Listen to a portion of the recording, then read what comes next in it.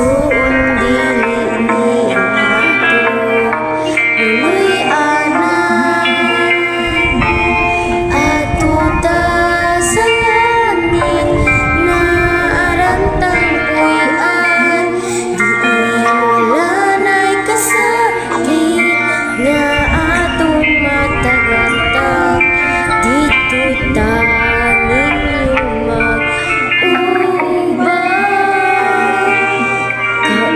Kauban ni Jesus sa langit na punoy anak.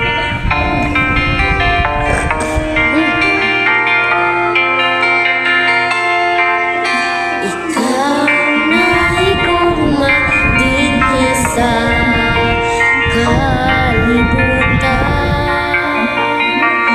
Kay ang imong pandi kabaw pa sa uban.